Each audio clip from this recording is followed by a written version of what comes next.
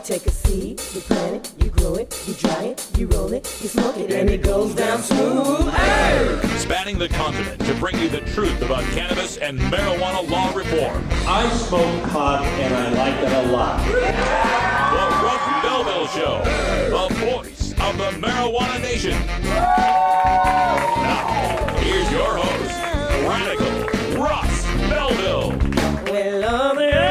Good day, tokers and tokettes and non-toking lovers of liberty. It is Friday, August 7th, 2015, and it's got to be 420 somewhere in the world. Welcome to the weekend. It's going to be a good one, and welcome to our new viewers on Periscope. We are now on Periscope TV.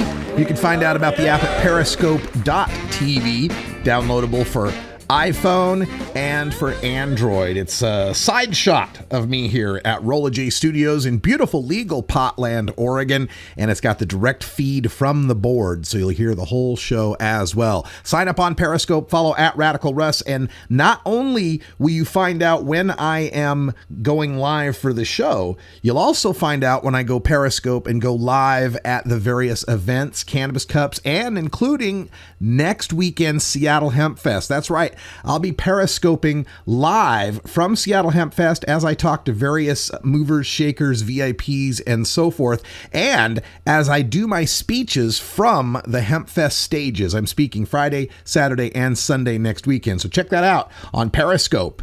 Follow me at Radical Russ. And in case you're wondering, yes, this does mean I'm kind of moving away a little bit from Ustream. I've still got the Ustream video window up. We'll have that for a while. And but as far as my live events goes, that RB Live channel is probably done for. I'm probably going to switch the whole thing over to this Periscope because I really like it. So hello, all you viewers out there.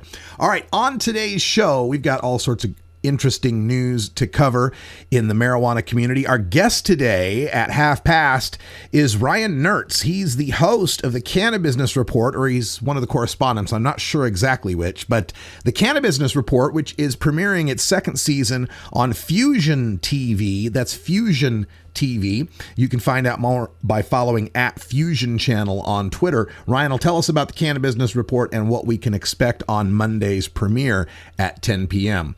Also on the show today, we'll have time for a radical rant at the end of the show. I don't know, you were probably like me, watching the Republican debate last night. I actually had it on the DVR. I can't watch these political things live with my wife because she starts yelling at them and I can't hear what they're saying. So I have to pause, wait for the anger to subside, and then go ahead with the rest of the debate. But we're going to talk about how there were 17 GOP candidates debating yesterday in two separate debates that lasted 4 hours, and there was not one mention of marijuana, the drug war, or mass incarceration. We'll take a look at that and talk a bit about it in the Radical Rant. Also on the show today, we'll have time to get into the drug war data mines, where the Wall Street Journal has uncovered information that we're going to cover on how 30% of American citizens, 30%, have some sort of criminal or arrest record in this country and how that impacts their day-to-day lives. We're also going to go behind the headlines and take a look at how two different men in 2 successive weeks were killed by lying cops because marijuana is still illegal. But before we get to all of that, the 420 radio news is next. In the headlines, we've got legalization updates from the state of Arizona and the state of Ohio. In Berlin, they're going to have their Hanf parade tomorrow, and there's growing support for legalization in Deutschland. Wyoming's law enforcement officers are trying to fight back against a proposed medical marijuana initiative, and the NYPD turns out to have released the wrong video when it came to demonizing synthetic cannabinoids. All that coming up, plus hour 2, Toker Talk Radio. We take your calls at 84-420 Radio. The news is next. You're tuned into the Russ Belville Show, the voice of the marijuana nation.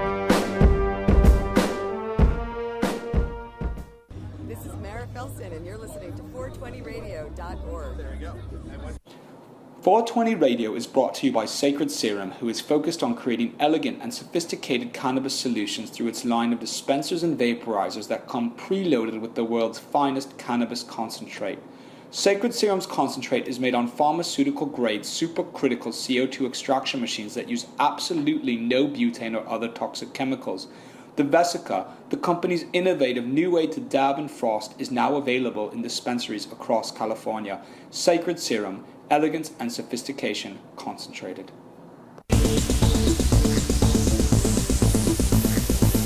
Step into the future every Tuesday night with Electric Bob's Boogaloo, our weekly electronic music jam. Electric Bob brings you the latest house, trance, dubstep, and other electronic music from the freshest DJs and producers. It's every Tuesday night at 8 p.m. Pacific, with replays weekends at 11 p.m. on 420radio.org.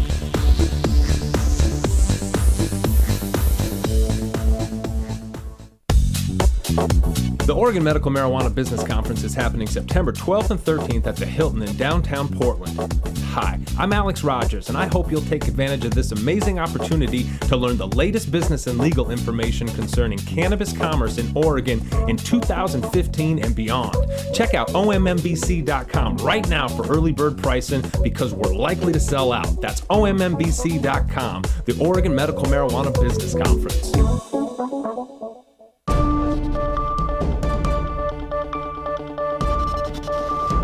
It's time for the 420 Radio News, covering the latest headlines in consumer cannabis, medical marijuana, and industrial hemp.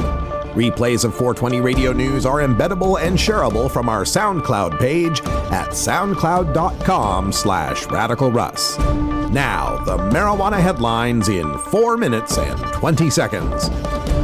This is your 420 Radio News for Friday, August 7th, 2015. Supporters hoping to place an initiative to legalize marijuana in Arizona on the 2016 ballot reached a major milestone in their signature gathering campaign this week. Arizona's campaign to regulate marijuana like alcohol announced Wednesday that they have collected 50,000 signatures in 10 weeks. The group, which is backed by the National Marijuana Policy Project, needs to collect 150,642 valid signatures by July 2016. Because many signatures can be deemed invalid during the verification process, supporters of the petition have set a goal of collecting over 230,000 signatures. If they maintain their current pace, they will collect over 260,000 signatures. Recent polls have found that a majority of Arizona voters favor legalizing marijuana. A June 2015 poll found 53% support the idea. The measure would establish a 15% tax on adult marijuana sales in addition to standard sales taxes. Responsible Ohio's marijuana legalization amendment isn't on the ballot yet, but it aired its first TV commercial Thursday night during the Republican presidential debate. I'm sure you've heard about the ballot issue to legalize marijuana, and you're probably wondering, does this plan make sense? How will it make Ohio safer? And what does it mean for me? Go to responsibleohio.com and get the facts. Responsible Ohio said it submitted more than 95,000 signatures of Ohio voters Thursday afternoon in an attempt to qualify its marijuana legalization issue for the November ballot.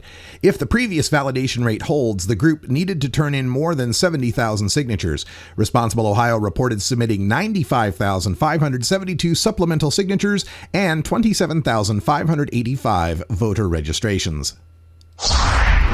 In Berlin on Saturday, marchers will come out in force in support of cannabis. Berlin's Hanf Parade has now taken place every year since 1997. Last year, according to the official website, 6,500 people demonstrated for the legalization of cannabis as a resource, medicine, and recreational drug in Germany. Now the discussion is picking up steam in Germany. On March 20, the parliament discussed a cannabis compliance law put forth by the Greens. When the neoliberal Free Democrats held their convention in mid-May, a majority of members supported legalization. Carsten Seeling, a social democrat and the chief executive of the city-state of Bremen, spoke out in favor of legalizing cannabis in July, becoming the first German state premier to do so. Federal Drug Commissioner Marlene Mortler of the Christian Social Union, however, is vehemently opposed to such proposals, as is Federal Health Minister Hermann Grühe of the Allied Christian Democrats, Germany's ruling party. A Wyoming law enforcement group is planning a campaign to fight back at efforts to legalize medical marijuana in the state. The Wyoming Association of Sheriffs and Chiefs of Police is gauging interest in starting a statewide outreach effort to inform residents on the harmful personal and societal effects of marijuana. The law enforcement group's campaign comes as Wyoming voters could be asked to decide whether to legalize medical marijuana as early as November of next year. The Wyoming chapter of the National Organization for the Reform of Marijuana Laws must collect 25,676 133 signatures of registered voters by February 8th to get the question on the ballot for the 2016 general election. The Association of Sheriffs and Chiefs of Police is also passing out letters that direct readers to a website, thereisnodebate.org, that is hosted by the Campbell County Prevention Council. The site includes statements such as, "Marijuana can kill." A video released by the NYPD at a news conference about what happens when cops encounter K2 users was actually of a person believed to be on PCP, a former police officer involved in the incident said. Lori Lavorato, a former cop on the Des Moines, Iowa Police Department, said she responded to calls about the man seen on video crashing through a fence in 2003. Lavorato, who left the department after 17 years and is now a realtor, said the man's family told cops he had a history of smoking wet, a cigarette or marijuana joint dipped in liquid PCP. The clip was from a Cops episode that aired the same year as the incident. The man was never arrested, Lavorato said, but the NYPD released the video in an email titled K2 Video after a press conference that was partially about synthetic marijuana use. This has been your 420 Radio News for Friday, August 7th, 2015. I'm Russ Belville. The Russ Belville Show, providing dictionaries to drug czars since 2009. The fingerboard extension has fretted instruments to enhance your creativity. It has new and used guitars and banjos from beginning to high class. The fingerboard extension has National Resophonic, Husson Dalton, Larrabee, Heritage and Recording King guitars, and Mike Ramsey, Wildwood, Gold Tone, and Recording King banjos. The fingerboard extension also has drum stuff, used gear, and parts. Stop by the Fingerboard Extension, downtown Corvallis, Oregon at 120 Northwest 2nd, or check out the inventory on the web at fingerboardextension.com and reverb.com. NORMAL stands for Responsible Adult Cannabis Use. If cannabis use is causing problems in your life, consider taking a break or seeking medical assistance. Consider ceasing cannabis use if you have a family history of mental illness. Don't drive or operate heavy machinery while impaired by cannabis use. Cannabis use is not without risks, even though the risks may be far less than those posed by legal drugs. Oregon has joined Washington and Colorado in legalizing marijuana. We're Portland NORML, the national organization for the reform of marijuana laws chapter in Portland, Oregon. Join us as we celebrate the launch of an exciting new era in marijuana freedom in Oregon. Our job has just begun. Powerful interests want to white out the most important portions of Oregon's legalization law. By joining Portland NORML, you add your voice to the thousands who voted for Measure 91 and want it to be implemented as written. The people have spoken. Now it is time for the legislature to obey the will of the people. Find out more about Portland NORML at portlandnormal.org. Attend our monthly membership meetings on the fourth Saturday of the month. See our website for more details. Portland NORML, ensuring responsible adult marijuana consumers are afforded the same rights, privileges, and responsibilities as beer drinkers.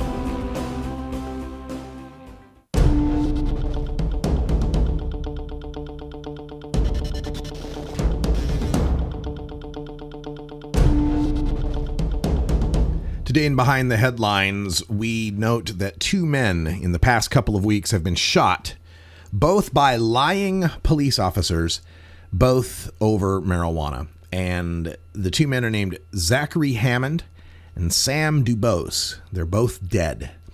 Zachary Hammond was a 19-year-old white man in South Carolina, and Sam Dubose was a 43-year-old black man in Ohio. Both of these men were shot by cops in traffic stops, and the cops lied about killing these men in self-defense. Both of these men, however, are dead more because marijuana is illegal and the fact that these cops overreacted and violated the law. We'll start with the case of Sam Dubose. Sam Dubose was shot and killed on July 19th. He had been pulled over by University of Cincinnati police officer Ray Tenzing for failure to display a front license plate. During the encounter, Dubose starts his car's ignition. Tenzing yells stop and reaches into the car. Then Tenzing, the cop, pulls his service weapon and shoots Dubose point blank in the head. Now, Tenzing claimed after the incident, the cop claimed after the incident that Dubose had driven off and dragged him down the road. So he had to use his gun in self-defense. However, the police body camera he was wearing told a different enough story that the Hamilton County prosecutor, Joe Dieters, has indicted Tenzing for murder, calling it some of the worst police actions that he'd ever seen. No doubt about it, indicted for murder. One of the rare cases where one of these cops who's shooting an unarmed citizen seems to get indicted these days. Now, after the shooting, the car was impounded, and 2 days later, they got a search warrant for the car, and they found that Dubose had 4 bags and a jar of marijuana in his car. They didn't tell the exact weight of the marijuana and say exactly how much they found, but Tenzing's defense attorney believes Dubose, quote, was worried about the potential felony charges for having drugs in the car, end quote. Now, the state of Ohio has the greatest limit for marijuana decriminalization. You can have up to 100 grams and you will only get a ticket for possession. Now, if you've got it in separate bags and they can prove intent to distribute, that might be something different. And he did have this in separate bags. But up to 3.5 ounces is decriminalized in the state of Ohio. And between 100 grams and 200 grams, or up to 7 ounces, is a misdemeanor. So for the defense attorney to be saying he was worried about potential felony charges implies or infers that there was more than 7 ounces in the car amongst those 4 bags and that jar. Now, we have to ask ourselves, if marijuana were legal, would Dubose have had over 7 ounces in the car with him that night, presumably for eventual sale? Perhaps. There will always be a black market, even in a legalized world. But in a legalized world, it's also likely that the charges for greater amounts are reduced as well, like what we've done in Oregon, where there is no way any longer in Oregon you can get a felony for possession of marijuana. There's no amount you can have that will draw felony charges. And in a legalized marijuana world, there's enough competition that at least it makes there fewer people operating in the black market. So would legal marijuana have saved Sam Dubose's life? Perhaps, perhaps not. 1 week later, on July 26, Zachary Hammond, the 19-year-old white man, was the driver of a car with a 23-year-old female passenger. He was driving her to the parking lot of a fast food joint to make a weed deal. How many of us have ever been a part of that?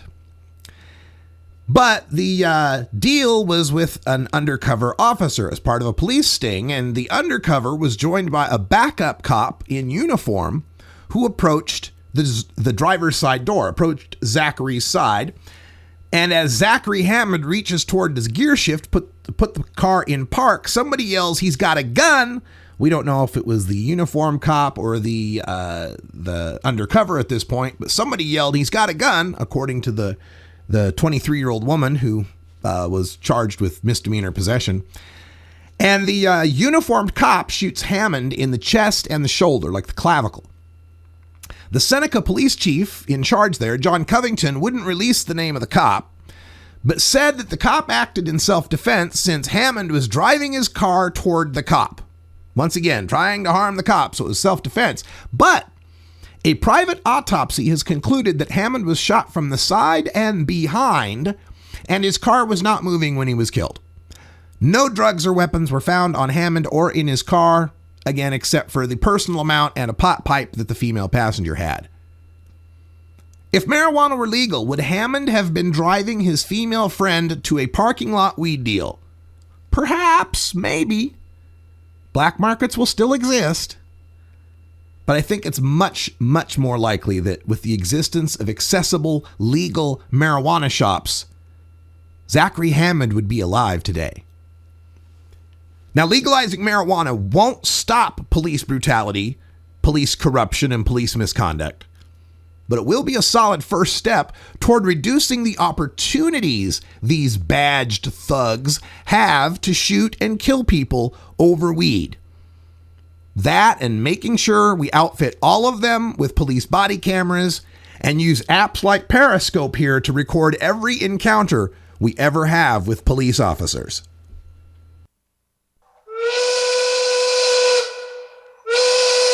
Hey, everybody, we're all going to get late.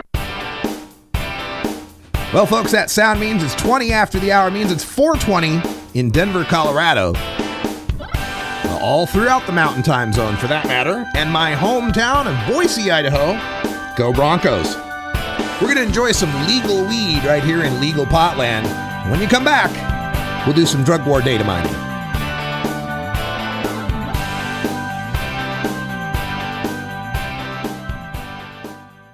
Marijuana is not addictive, but listening to the Russ Belville Show is. This is Radical Russ encouraging you to take a look at the Weed Blog every day. Johnny Green and the staff at the Weed Blog are on top of all the latest developments in the fight to end marijuana prohibition nationwide. You can even get the Weed Blog on your smartphone by installing the Weed Blog app for iPhone and Android.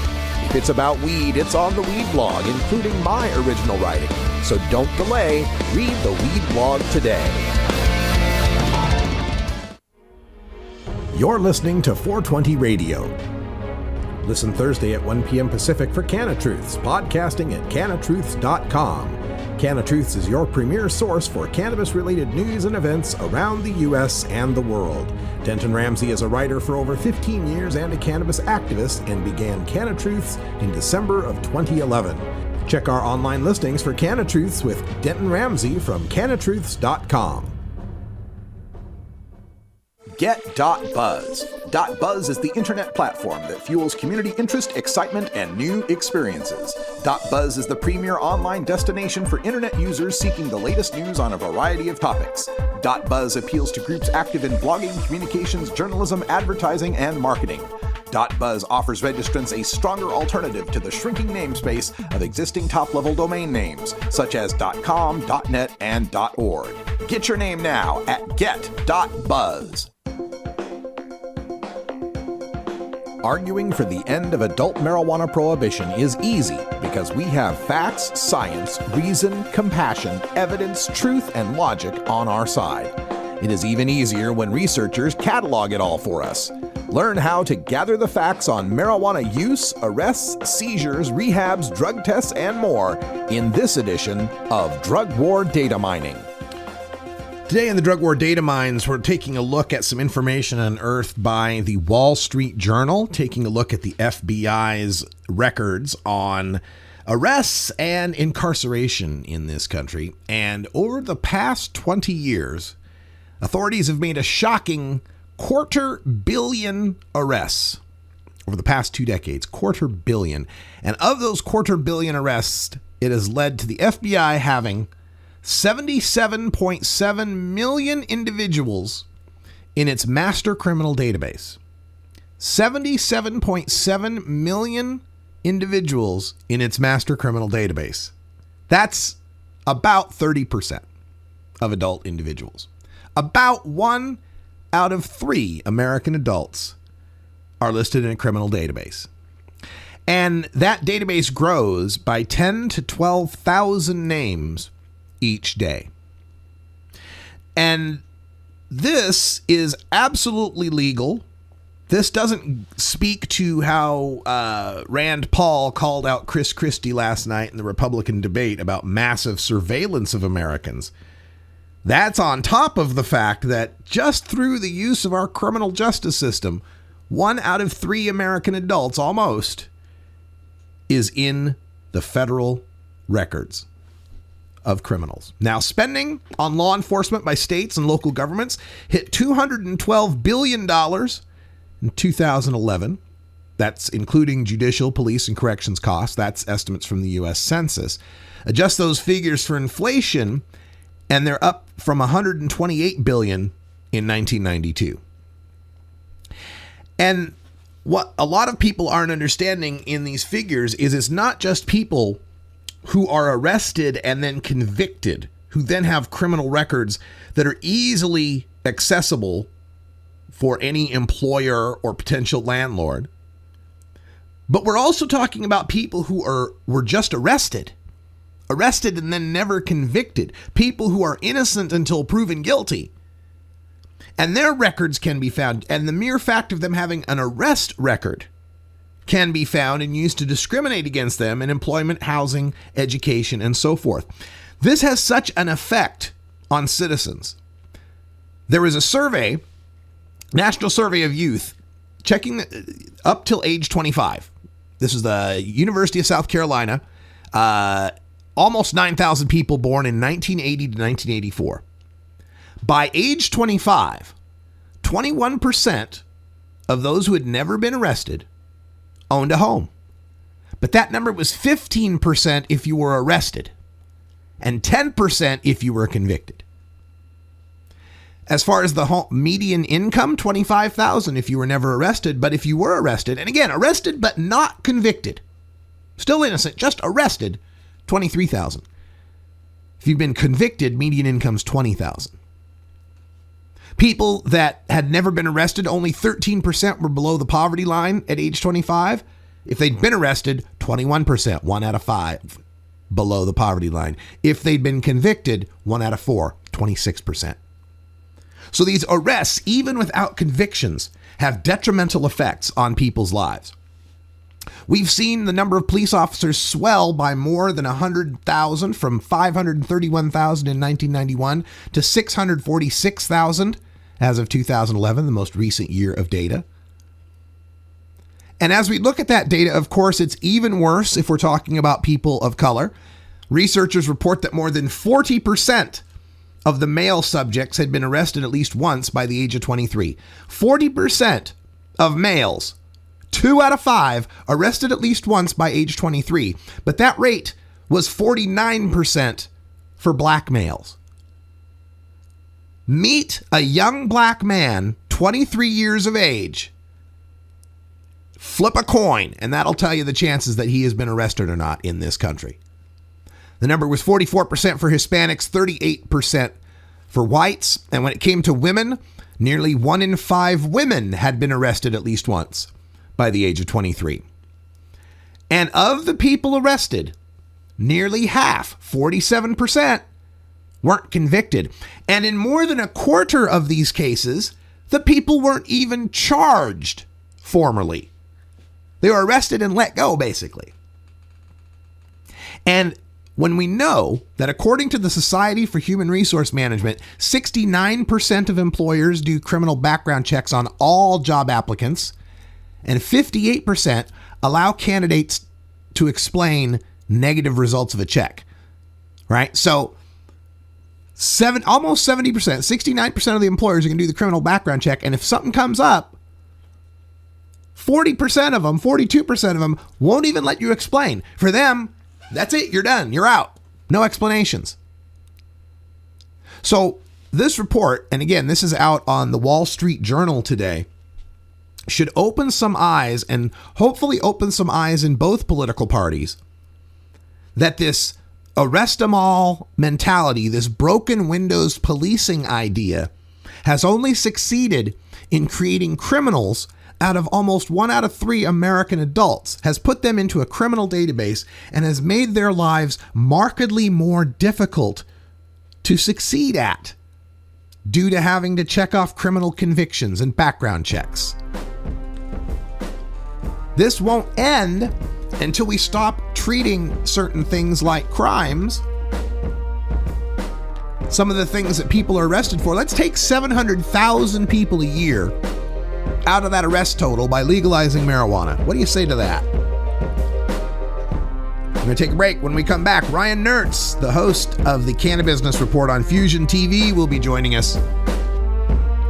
You're listening to the Russ Belville Show from legal Potland, Oregon.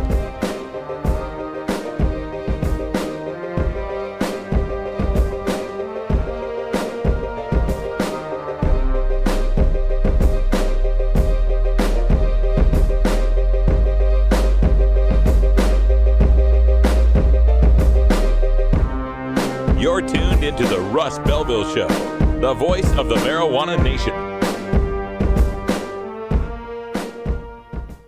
The Russ Belville Show, the National Wildlife Refuge for marijuana unicorns. Growing plants indoors can be a rewarding hobby, but electricity bills can go through the roof. Then you have to cool down all those big hot lights. It can drive a grower insane. With Lush LED lighting, you can solve many of these issues and double your rewards. Matt and his scientists have developed the perfect light for flowering plants with far less cost and heat. And the results? Very effective. Check out LushLEDlighting.com right now and tell them Radical Russ sent you. If you're an adult who enjoys a good beer, there's a similar product you might want to know about. One without all the calories and serious health problems. Less toxic so it doesn't cause hangovers or overdose deaths, and it's not linked to violence or reckless behavior. Marijuana. Less harmful than alcohol, and time to treat it that way. For more information, visit marijuanaissafer.org. Hey everybody, it's Radical Russ here from 420 Radio, inviting you to be like me and get your ink done at Lucky Horseshoe Tattoo, Fort Worth's most female-friendly, clean, sterile, awesome tattoo shop. Thomas and his crew are true artists who can design you a custom piece or use a design you bring in. Lucky Horseshoe Tattoo also offers all styles of tattooing as well as piercings and all-around fun. In the DFW area, stop by Lucky Horseshoe Tattoo and tell them Radical Russ sent you. Trust me, it'll feel awesome.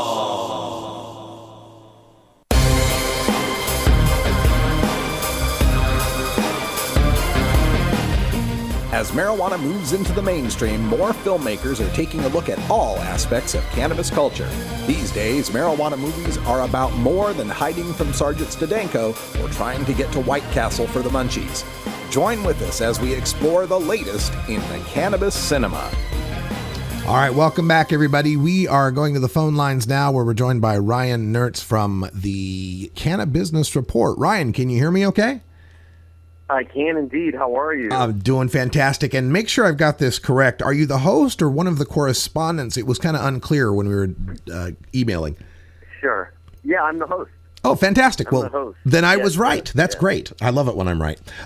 Okay, so we've got you on here to talk about the Cannabusiness Report. And it sounds like you could judge a book by the cover because you're going to talk about the emerging world of cannabis commerce and the legal states and the medical states, I suppose. But give everyone your pitch on the show and what they can pick up from it. Yeah, sure. The Cannabusiness Report is a 30-minute show that is basically going into what is happening right now in American marijuana culture.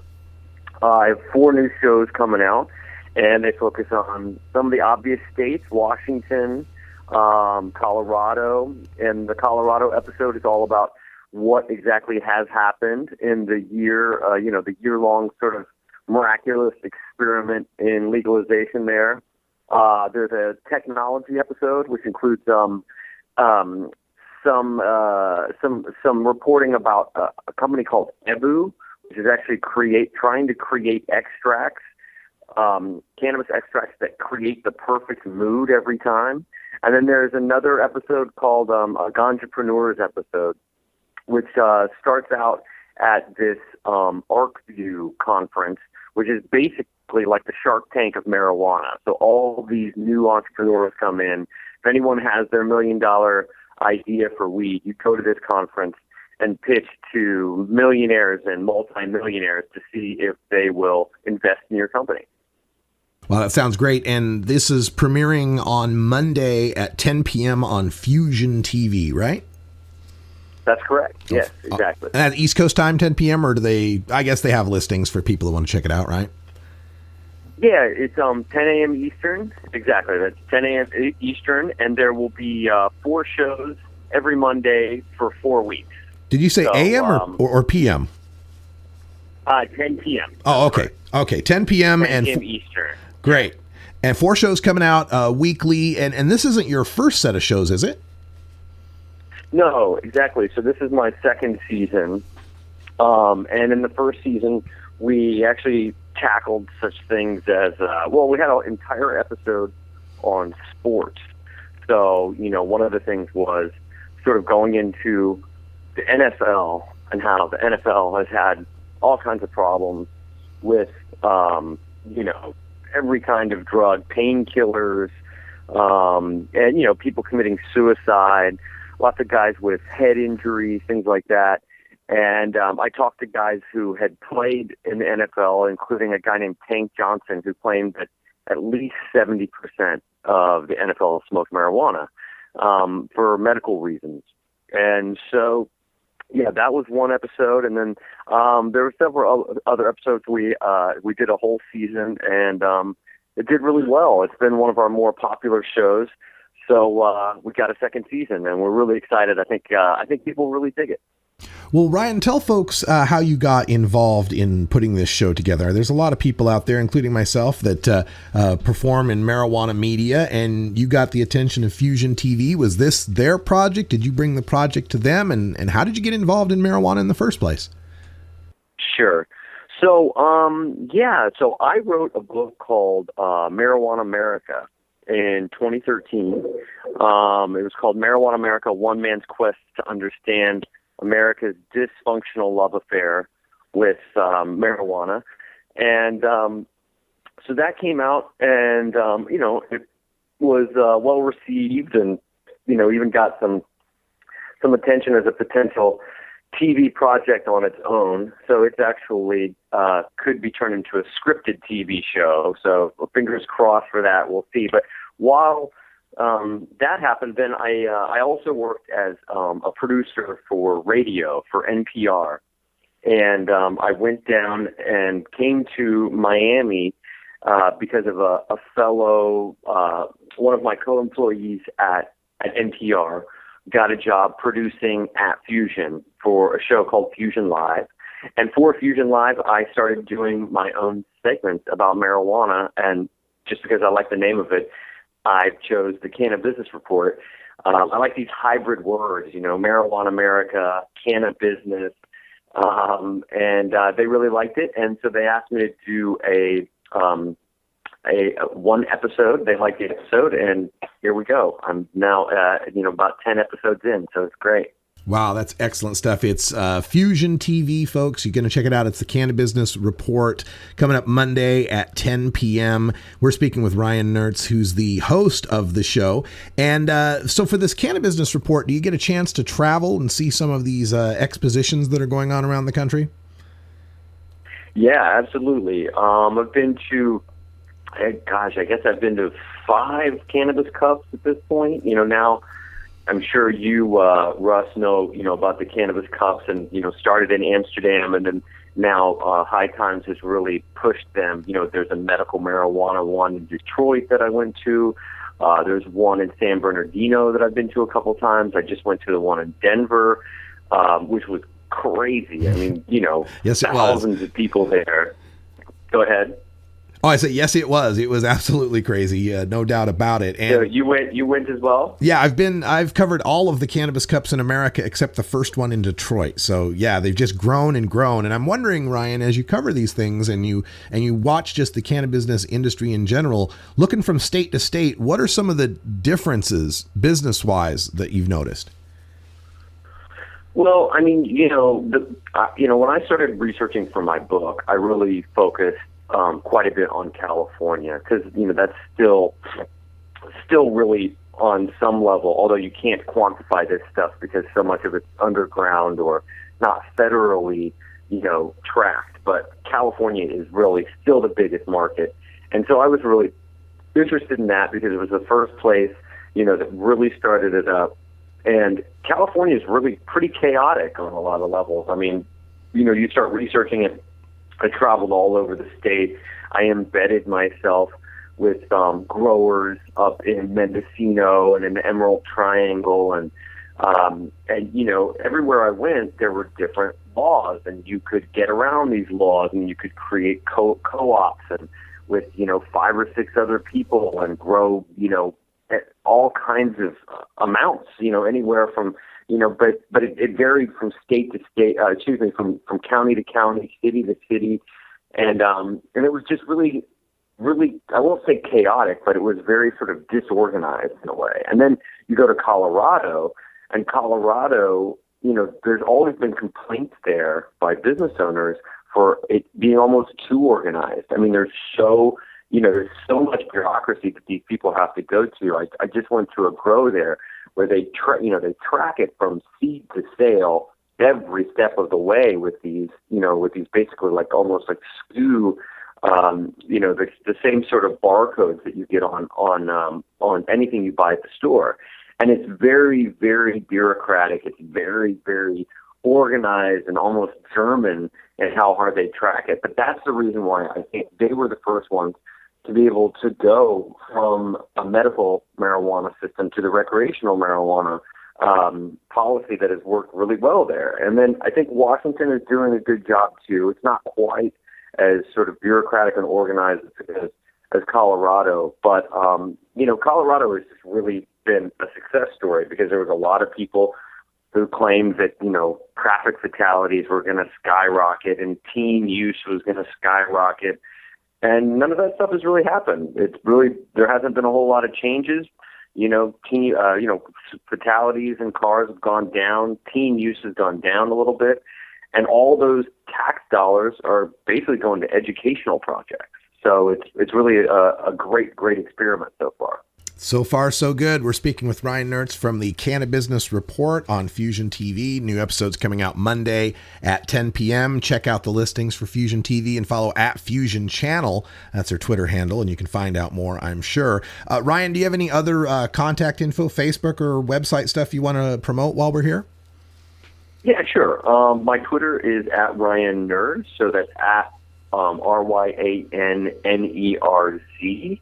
Instagram is @RyanNerz13. So the same thing, RyanNerz13.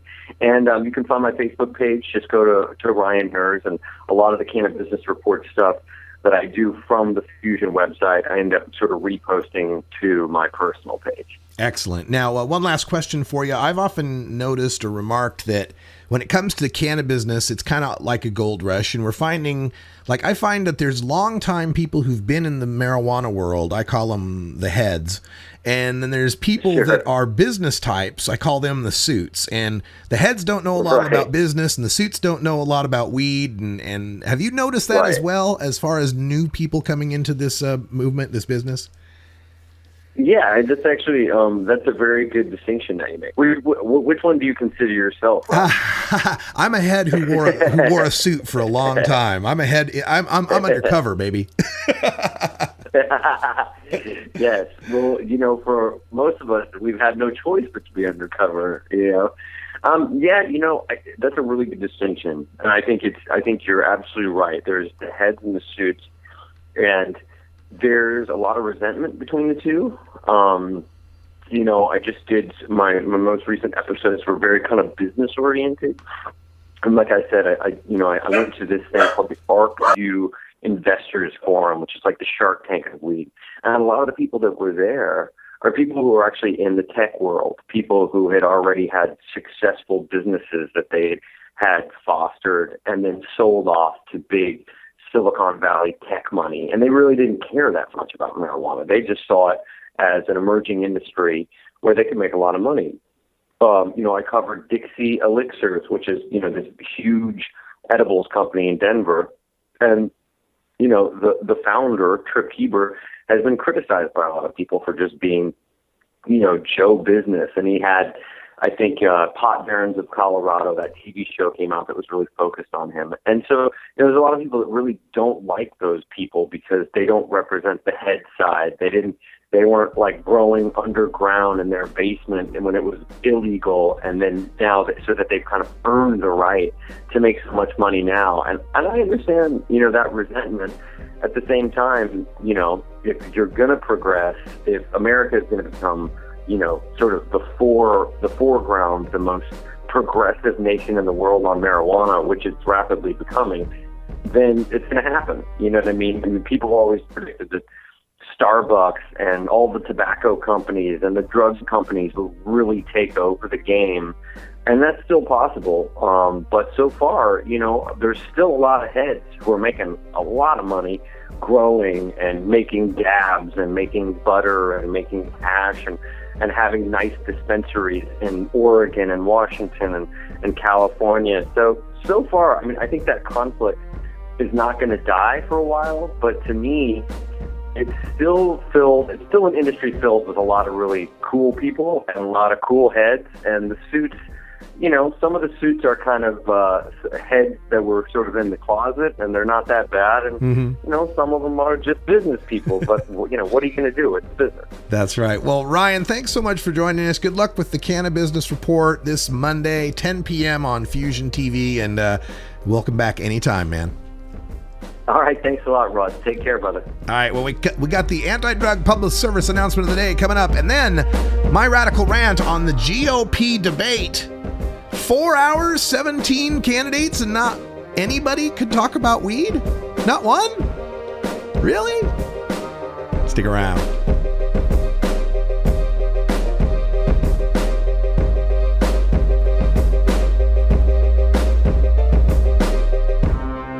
You're tuned into the Russ Belville Show, the voice of the marijuana nation.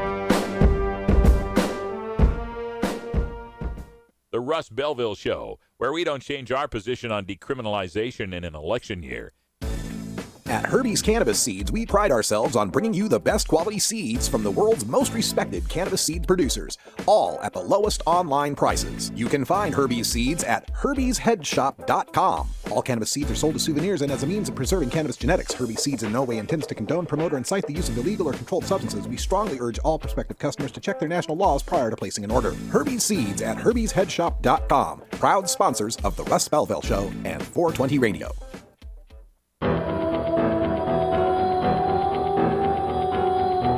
In the interest of fair and balanced journalism, the Russ Belville Show presents the anti-drug public service announcement of the day.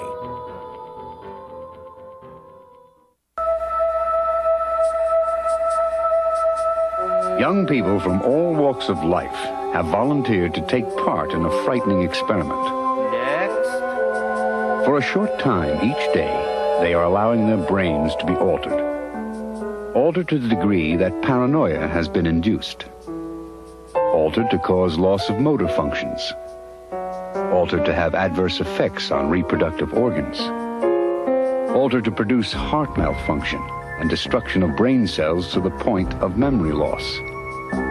And acceleration of the aging process. The most frightening part of this experiment is that it is not an experiment. It's what slowly happens to you when you keep smoking pot. No one has to alter your brain. You've already volunteered to do it to yourself. This has been the anti-drug public service announcement of the day. To cure this sort of reefer madness, listen to the Russ Belville Show every weekday on 420radio.org. Adam Hand of Handmade Apparel produces quality custom designs for t-shirts, hats, and other apparel. Handmade Apparel is the official design shop for 420 Radio among many clients who rely on Adam Hand for everything from short-run custom projects to full-run clothing lines. Visit handmadeapparel.biz to browse the selection of handmade gear or to get a personal quote for your own designs. Handmade Apparel, a proud supporter of 420radio.org. This is Matt Abel, and you're listening to 420radio.org, live from HempFest.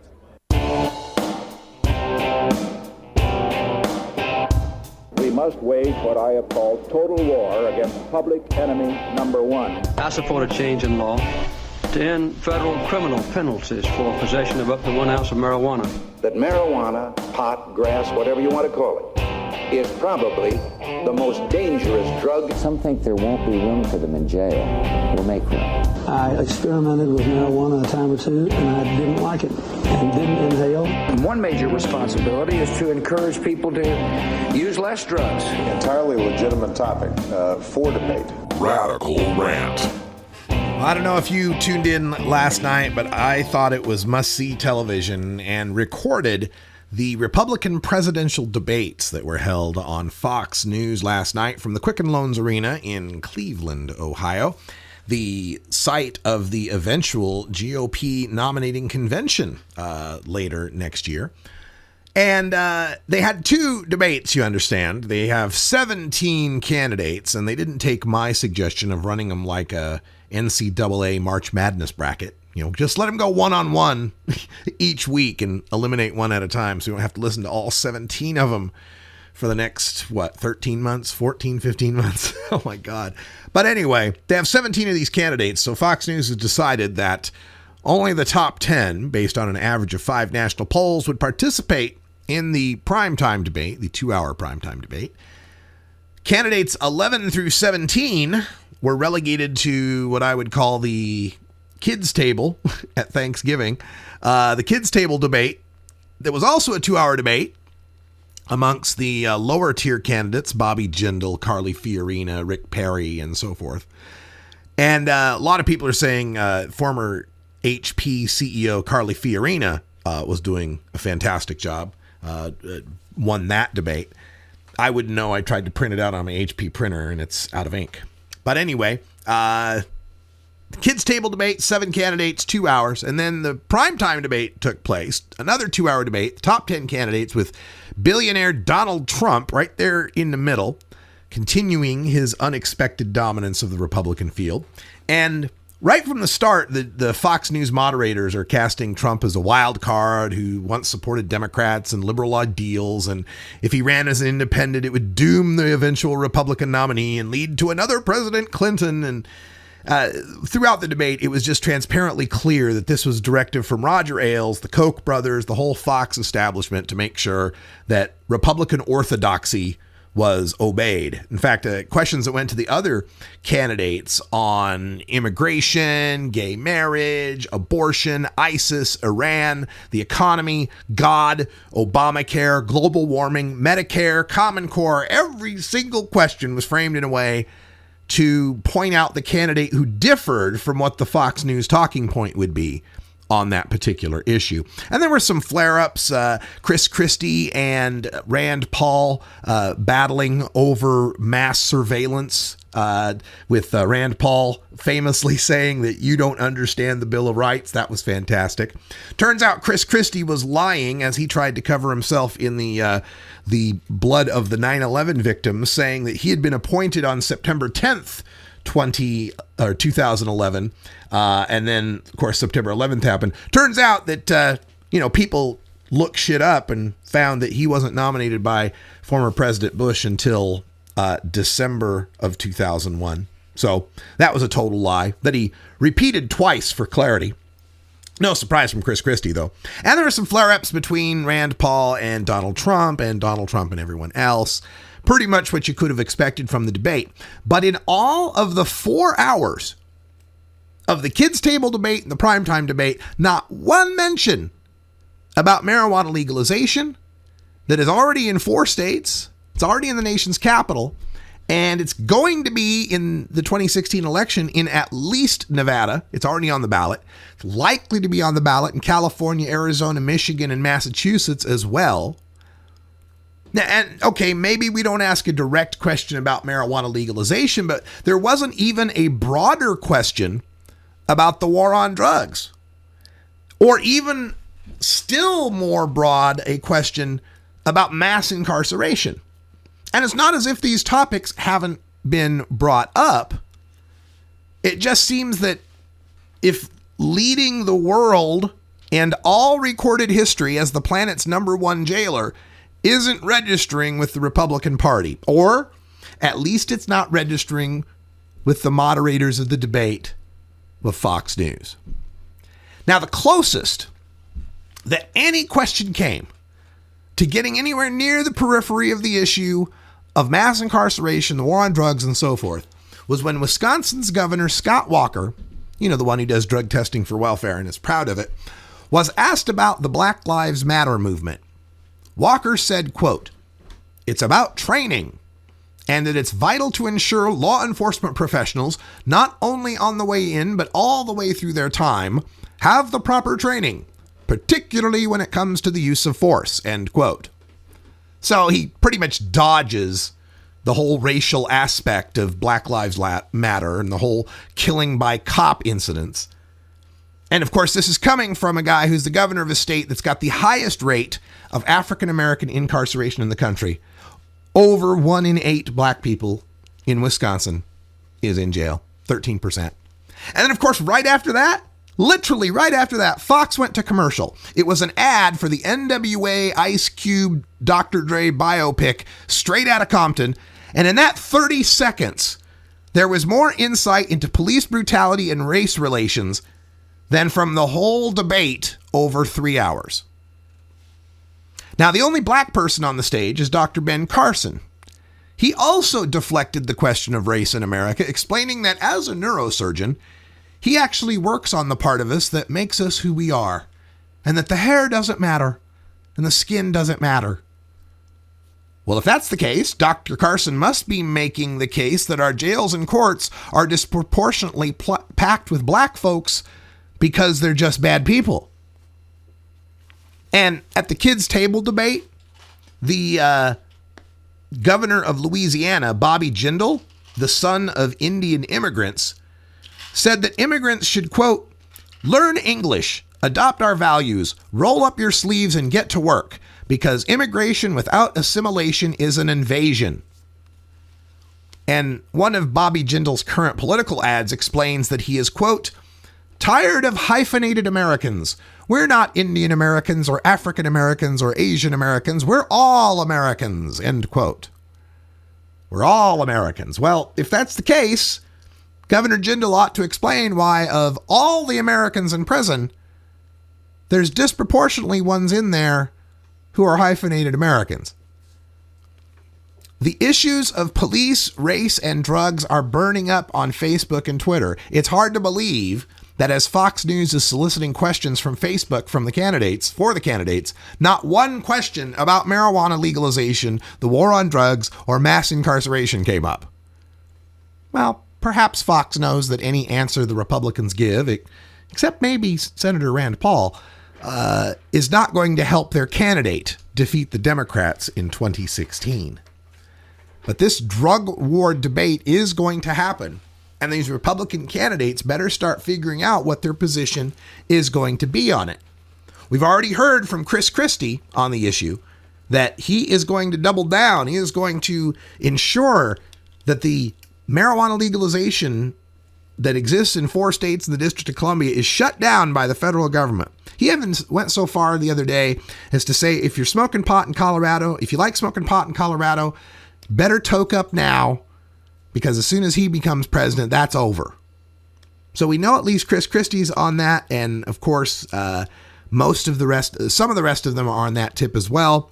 But among some of the front runners, people like Donald Trump or Jeb Bush, their sympathies are more toward a states' rights issue. They're saying they're against it. It's a bad mistake. The federal government shouldn't make it legal. But if a state wants to, then it might be okay. If the state wants to do that, that's their right. Now, of course, they cling to that ideology because they want to use that cudgel of states' rights in more issues than just marijuana legalization. They want the states' rights to impose abortion bans and to impose immigration law and to voter ID and different gun laws and so forth. But at least it's consistent in principle. But the Republicans are going to have to face this because there's a number of these states where it's going to be a serious issue, and none greater than the state of California with its 55 electoral votes. You know that this will be asked, and that their stance on marijuana legalization is likely to cost them votes in California, although the Republicans know that's a state they're probably not going to win anyway. Marijuana legalization in some form might be on the ballot in Ohio in 2016. Now that's a swing state they might have to worry about. Nevada can be a swing state, but doesn't have very many electoral votes to worry about. Arizona is usually reliably a Republican state, but with legalization on the ballot, will younger voters turn out? And will the GOP's anti-immigration stand cost them Latino votes? It's going to be a fun political season. We'll be here covering it for you from the marijuana angle. But for now, that's all the time we got. Thanks for joining us. Until next time, take care of each other, tokers. This is the Russ Belville Show. The Russ Belville Show is blogging and podcasting daily at radicalruss.com. You take a seed, you plant it, you grow it, you dry it, you roll it, you smoke it. You take a seed, you plant it, you grow it, you dry it, you roll it, you smoke it. You take a seed, you plant it,